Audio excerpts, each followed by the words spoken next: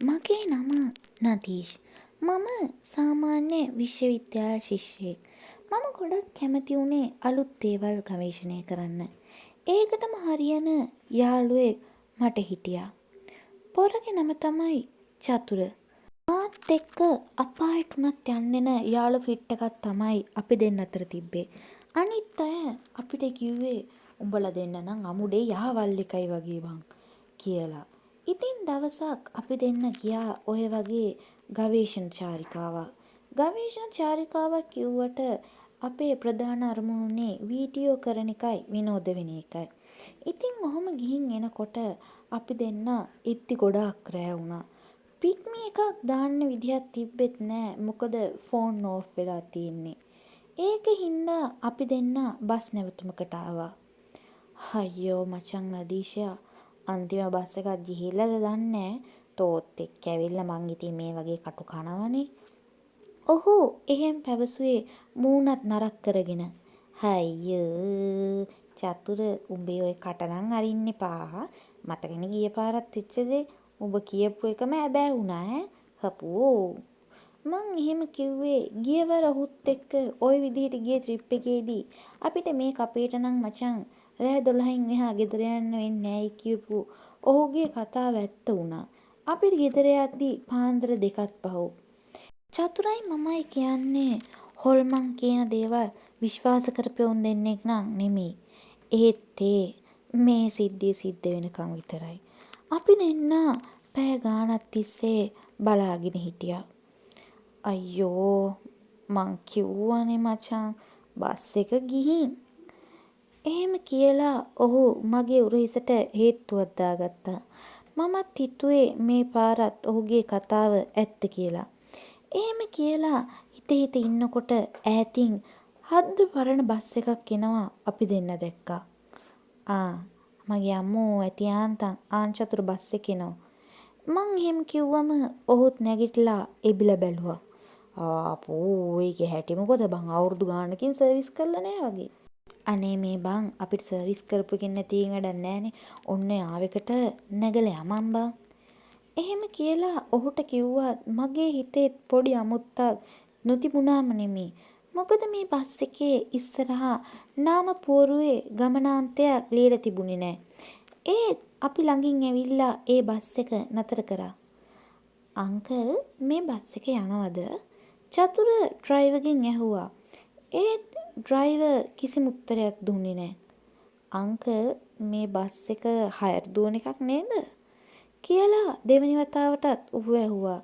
ඒත් රියදුරා කිසිම උත්තරයක් දුන්නේ නැහැ. බස් එක නවත්තන් හිටියා. මචං පොරගොළුද බං? කවුද බං දන්නේ? මෙන්න මේ යමන් බං. චතුරට එහෙම කියලා චතුරවත් ඇදගෙන මම බස් එකට නැග්ගා. මගින් දෙතුන් දෙනෙක් හිටියත් ඔවුනුත් හරිම අමුතුණා. හැමෝම නිහඬව ඉදිරිය බලාගෙන හිටියේ. කවුරුත්ම කතා කළේ නැහැ.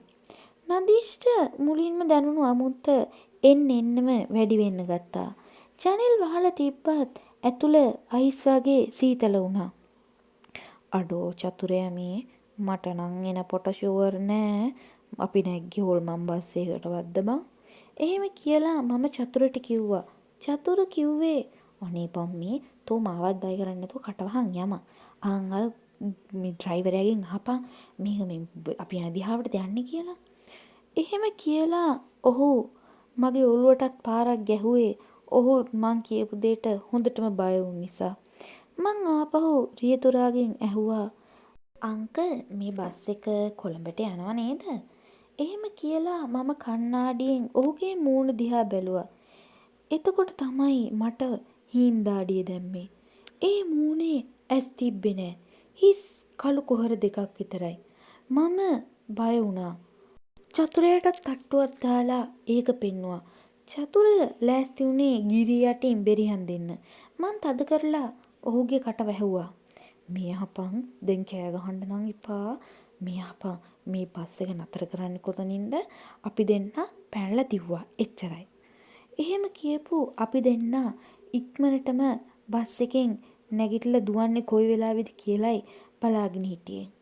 මට එක දෙයක් මතක් වුණා. ඒ තමයි ඔය මොණයකාටත් බුද්ධගුණ බලේ ඉස්සරහා දෙකට නැවෙන්න වෙනවා කියන එක. ඒක නිසා මම කළේ හයියෙන්ම වගේ කරණීය මෙත්ත සූත්‍රයේ දාන්න ඕන කියලා හිතාගෙන ෆෝන් එක අතට ගත්ත එක. එතකොට තමයි මට මතක් වුණේ මේකේ බැටරි බහැලා කියලා. පුරුදු මතක විදිහට හයියෙන් අපි දෙන්න කරණීය මෙත්ත සූත්‍රය කියන්න පටන් ගත්තා. ඒත් එක්කම වගේ බස් එක නැවතුණා.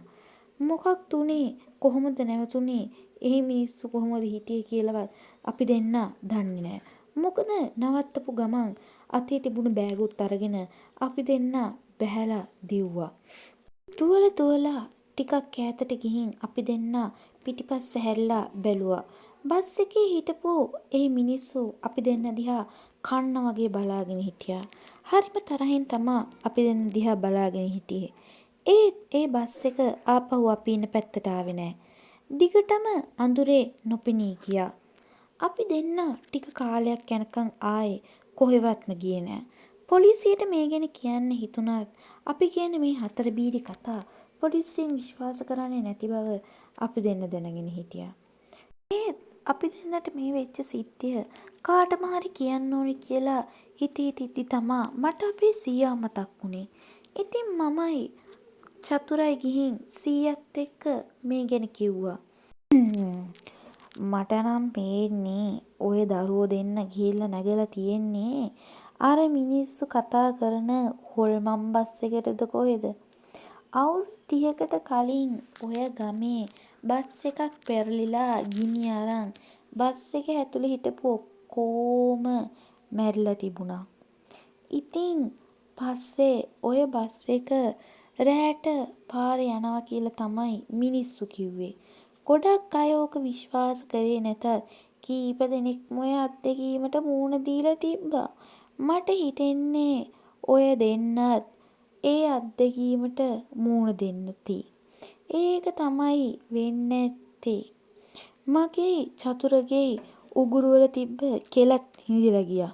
අපි දෙන්න හොඳටම බය වුණා. සීයාගෙනත් පරණ කඩදාසියක් පෙන්නුවා. ඒක පත්තර කඩදාසියක්. ඒකේ තිබුණේ පින්තූරේ අරගෙන තිබුණේ අපි ඉපදෙන්නත් කලින්. මායි චතුරයි හිතාගත්තා ආයෙනම් මහ රෑට මේ වගේ ගමන් යන්නේ නැහැ කියලා.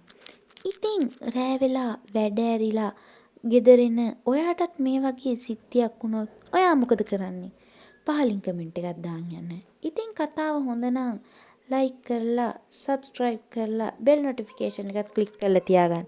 එහෙනම් have a good day.